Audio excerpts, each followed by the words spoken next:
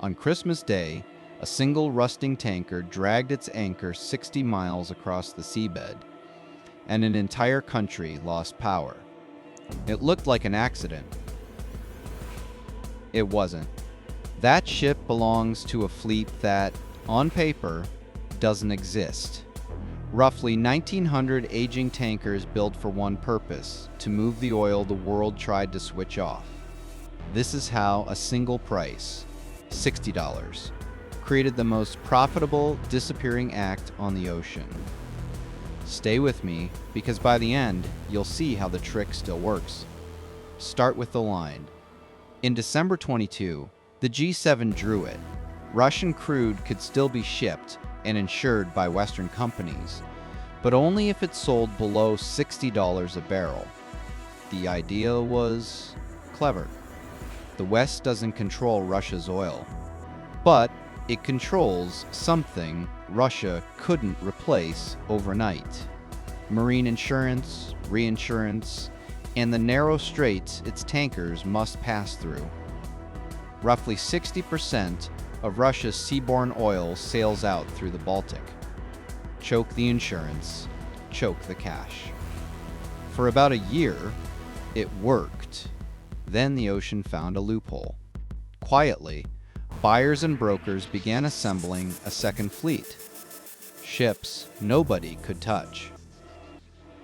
Old tankers, near the end of their lives, bought through shell companies, insured by no one anybody had heard of.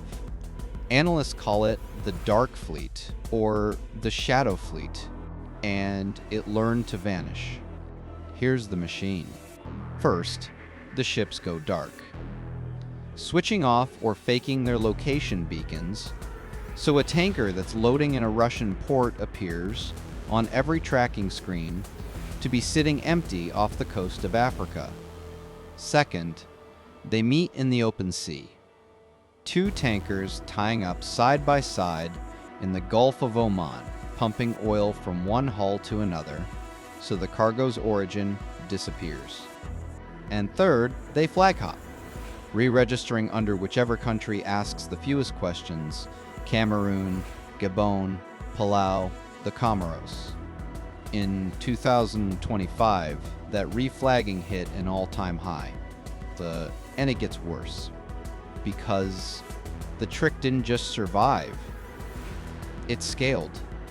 By late 2025, these shadow tankers were carrying around 65% of all Russian crude shipped by sea, roughly 3.5 million barrels, every single day. The Kiev School of Economics estimates the oil kept earning Russia about $155 billion a year. The price cap was supposed to drain the war chest. Instead, the shadow fleet cushioned the blow. But a fleet built from secrets has a cost, and it started washing ashore. These are old ships. 96% of them are more than 15 years old, often underinsured, sometimes barely seaworthy, floating spills waiting for a storm.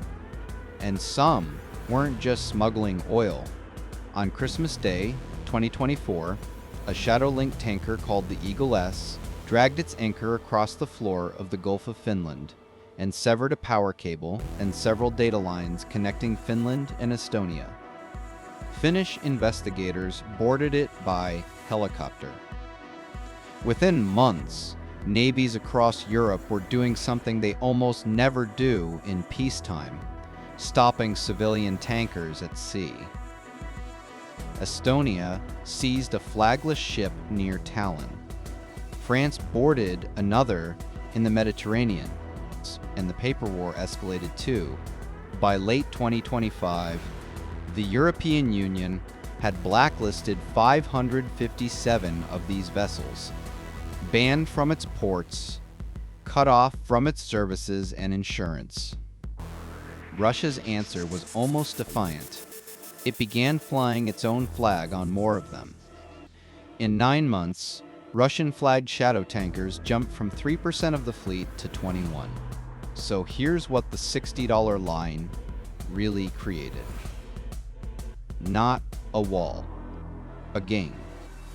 A vast, aging, invisible armada playing a daily round of hide and seek across the world's oceans, carrying a trade the most powerful economies on Earth declared they had shut down. Every barrel is a small act of disappearance. And every time the West tightens the net, the fleet simply changes its name, lowers its lights, and sails on. The cap is still there. The ships are still dark. And the most expensive game of hide and seek on the planet is still being played. Tonight, somewhere off a coast with the lights switched off, if you want to see the other place where oil, ships, and raw power collide. The single stretch of water that could freeze the global economy in an afternoon. That file is already open on this channel, the Strait of Hormuz. That's one file, decoded. Country Cipher opens the money, power, and secrets of the world's countries one at a time. Subscribe until none of it stays buried